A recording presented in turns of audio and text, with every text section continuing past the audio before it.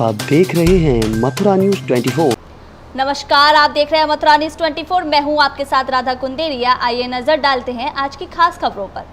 मंदिरों की नगरी वृंदावन में ग्रीष्मकाल में भगवान को शीतलता प्रदान करने के लिए सेवादारों के द्वारा तरह तरह के फूल बंगले सजाकर अपने अपने आराध्य को फूल बंगले में विराजित किया जाता है। इसी के चलते सावन मास में राधा रमण मंदिर में चल रहे 7 दिवसीय भोगराज एवं श्रृंगार सेवा के अंतर्गत सालिग्राम से प्रकट ठाकुर राधा रमण लाल महाराज को सेवायत पुंडरीक गोस्वामी प्रत्येक दिन निकुंज लीलाओं के माध्यम से फूल बंगले में विराजित करते हैं। हाँ, महाराज जी, ये आज इस समय राधा रमण लाल जी की सेवा चल रही है, ये किस प्रकार की सेवा है और कब तक है? 7 से 13 जुलाई तक का ये उत्सव था। 2.5 वर्ष में यहाँ सेवा के क्रम रहते हैं मंदिर में। प्रत्येक जो यहाँ के गोस्वामी उनको कुछ कुछ समय की सेवा प्राप्त होती है।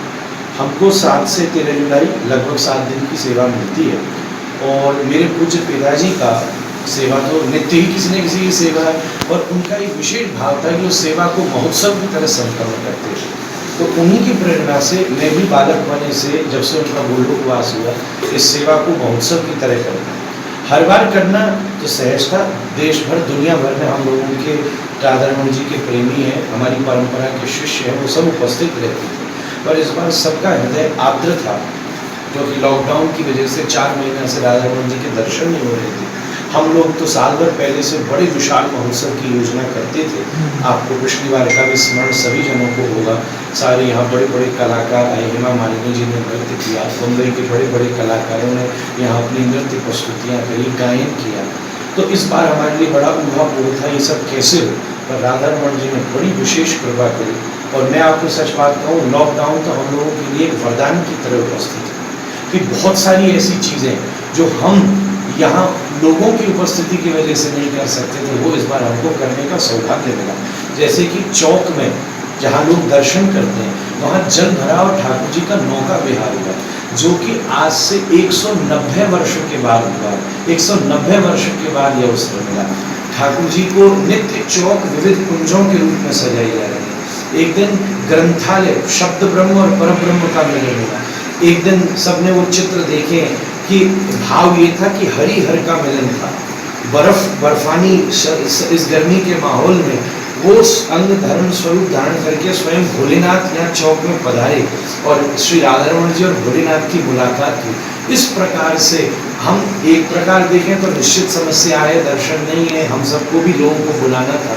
और दूसरी तरफ ठाकुर जी की प्रेरणा से ऐसा समाधान हुआ कि मैं सच कहूँ तो ऐसा महोत्सव तो मैं भी अभी तक जीवन में नहीं कर तो आप इसको कह सकते हैं सही निकुंज की लीलाएं जो भगवान के समय में हुई वो इस बार हो पाई। वो इस बार हो पाए, जो भीड़ की उपस्थिति की वजह से केवल ऊपर तक रह जाती थी।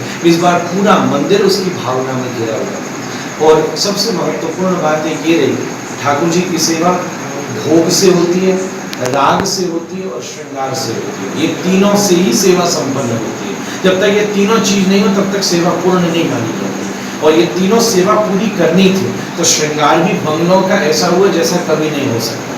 भोग भी ऐसे लग सके जो कभी नहीं लग सकते थे। लगभग ठाकुर जी ने एक दिन 11 कहते रात्रि के भोजन को लगभग 55 से 60 प्रकार की सामग्री पाई। हम लोग उसे इसलिए बना पाए क्योंकि पूरा कंसंट्रेशन ठाकुर जी की तरफ था। 56 भोग इस प्रकार का बन पाया जिसकी कोई रोज जैसे आज ठाकुर जी, कल ठाकुर जी ने लीची का शरबत पिया, ठंडाई पी, ये सब को समय लगता है बनाने में और सब अपरस में सिद्ध होता है। राधा रमण जी की परंपराओं से तो सब परिचित हैं, जो पहले नहीं लगता था। तीसरी बात राग सेवा, तो हम लोगों ने विज्ञान का पूरा प्रयोग किया। देश भर के बड़े बड़े कलाकार अपने घर से राग की, नृत्य की, गायन की बड़े बड़े कलाकार सेवा करते रहे। इनफैक्ट हेमा मालिनी जी ने भी उस भाव में अपना प्रस्तुत किया, जो हमारे यहाँ की माननीय सांसद हैं। कल उन्होंने ट्वीट भी किया अपने इस भाव के प्रति और उन्होंने जैसे अपने घर या अपने स्टूडियो में गाया, जिसको राधा रमण मंदिर में प्रसारित किया गया। और ठाकुर जी ने उन्हें देखा, उन्होंने ठाकुर जी को देखा थ्रू सोशल मीडिया स्क्रीन लगकर, और इन दोनों का मिलित एडिटिंग YouTube और Facebook सबके ऊपर प्रसारित हुई, चैनलों के ऊपर आई। आप सब ने भी उसके लिए मुझे सहायता दी। तो एक और लॉकडाउन का पूरा नियम पालन हुआ, सोशल डिस्टेंसिंग, पूरा मंदिर बंद था तो किसी को दर्शन नहीं हुए। पर दूसरी तरफ इसकी 7 आरतियों का प्रसारण किया गया, सारे उत्सव झांकी को देखा है। और एकमात्र लक्ष्य था, मैं सच बात कहूँ तो कई बार जब मुझे बंगले बनाने पड़ते थे तो उसमें ये विचार रहता था कि लोगों को भी इसमें क्या विचार रहेगा, उनकी सुविधा भी देखनी पड़ेगी। पर इस बार मैं पूर्ण स्वतंत्र था और सारी शोभा केवल और केवल श्री ठाकुर जी को ही रिझाने के लिए की गई। और मुझे प्रसन्नता है कि भगवान प्रसन्न होंगे तो सब जगत का उद्धार होगा। एक और महत्वपूर्ण बात जो मुझे कई अन्य बड़े बड़े मंदिरों के मैं नाम नहीं लेना चाहूँगा, वहाँ के सेवायत पुजारी और प्रबंधकों ने मुझसे निजी रूप से कही, उनका भी नाम नहीं लूँगा क्योंकि संवाद निजी था, और उन्होंने कहा पिछले 4 महीना कोरोना काल में पूरी दुनिया में कोई ऐसा मंदिर नहीं था जहाँ इस प्रकार का उत्सव किया गया। जहाँ बड़े बड़े उत्सव होते थे वहाँ उत्सवों को सीमित करके किया गया, जैसे जगन्नाथ रथ यात्रा होती थी उसको सीमित किया गया। और राधा रमण जी में बल्कि जो चीज़ सामान्य होती थी इस कोरोना काल में उसको असामान्य और अद्भुत करके प्रस्तुत की गई। कई यहाँ के बड़े बुजुर्गों का कहना है पिछले 250 वर्ष में ऐसे बंगले नहीं बन पाए जो इस बार बन पाए। तो इस बार मुझे ये कहेंगे कि भगवान की कृपा भक्तों पर हुई, लेकिन भगवान ने जिस प्रकार से सेवा लेनी चाहिए वो ले लिया। बिल्कुल सब ले ले, पूरी ले ली। एक कोरोना हमारे ऊपर करुणा भी करता हुआ है, ये देखने का नजरिया है। इसलिए इस प्रकार आप भाव रखेंगे तो इस विपरीत परिस्थिति में भी आपके मनोबल को आप इस प्रकार ही उत्साहित कर सकते हैं। सीबीएसई बोर्ड का परीक्षा फल सोमवार की दोपहर के बाद ऑनलाइन घोषित कर दिया गया। परीक्षा फल के आने से विद्यार्थियों में खुशी की लहर दौड़ पड़ी। वहीं कुछ विद्यार्थी मायूस भी दिखाई दिए। परमेश्वरी देवी धानुका में 191 विद्यार्थियों ने परीक्षा दी थी, जो 100% पास होकर विद्यालय का गौरव बढ़ा रहे हैं। वहीं 33 विद्यार्थियों ने 90% से अधिक मार्क्स प्राप्त किए। इसी के साथ हनुमान प्रसाद बालिका विद्या मंदिर में भी छात्राएं रिजल्ट को देखकर बहुत खुश नजर आईं और सभी बालिकाओं ने अच्छी डिवीजन के पास होने का कारण अपने शिक्षकों को बताया। रामकृष्ण ददीच, किस विद्यालय में पढ़ते हैं? परमेश्वरी देवी धानुका। किस साइड है? किस साइड में? कॉमर्स। तो क्या परसेंटेज आई आपको? 96.4। जिस पर 13 जुलाई को आगे आने वाली बात थी, तो उसकी 15 जुलाई को आने की बात थी, रिजल्ट 13 को आ गया, तो इस बारे में आपने क्या सोचा? हाँ, ये थोड़ा शॉकिंग तो था कि अचानक रिजल्ट आ गया। पहले से सीबीएसई ने कोई प्रायर नोटिफिकेशन दी भी नहीं थी कि आ जाए, तो थोड़ा मन में डर तो लगा था कि क्या रिजल्ट आए, कैसा होगा। इस बार इतना सब कुछ हुआ है, पेंडेमिक हुआ है, कोविड-19 हुआ है, तो क्या होगा ये सब तो कुछ सोचा नहीं था, पर अच्छे आ गए। चलो। और कितनी परसेंटेज आई? 96.4। तो अब आपका इरादा क्या है?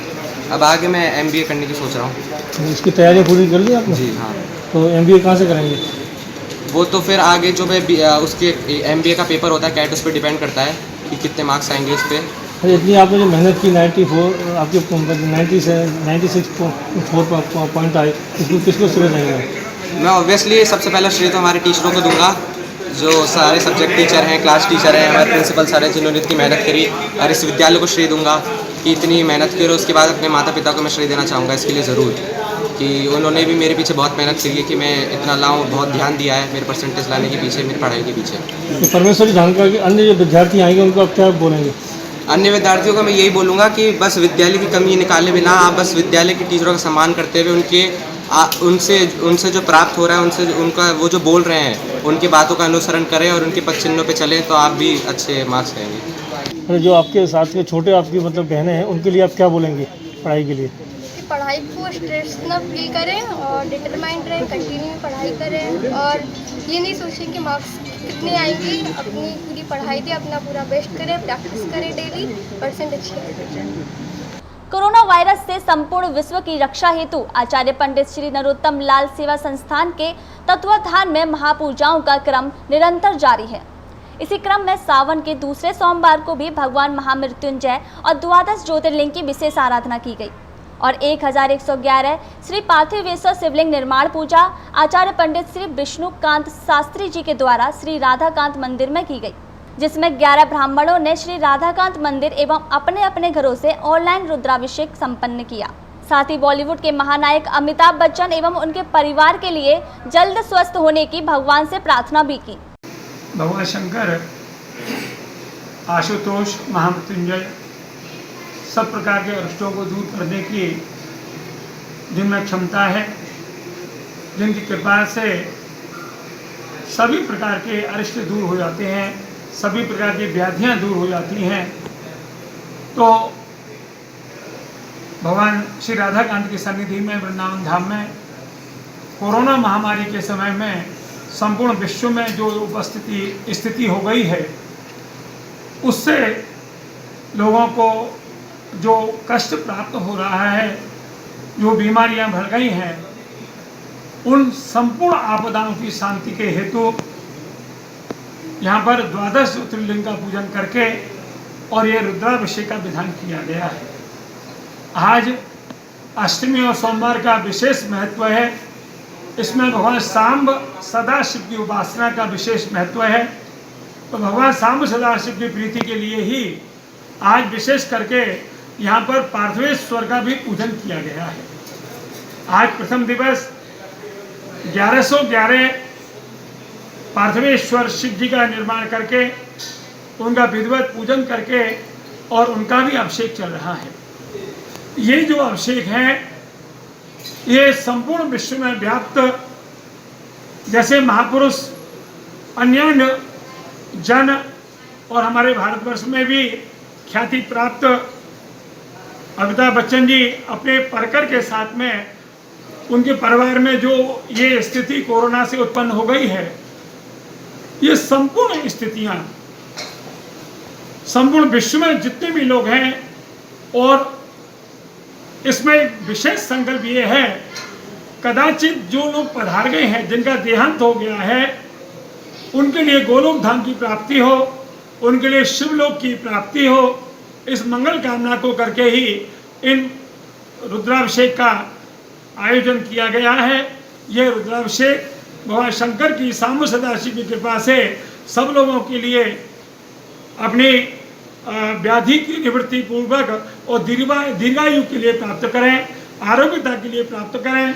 भगवान शंकर और भगवान श्री राधा गोविंद के चरणों में उनकी प्रीति हो, रति हो, मति हो, गति हो, यही मंगल कामना है। ऐसी ही अन्य खबरों को देखने के लिए जुड़े रहिए मथुरा न्यूज़ 24 के साथ।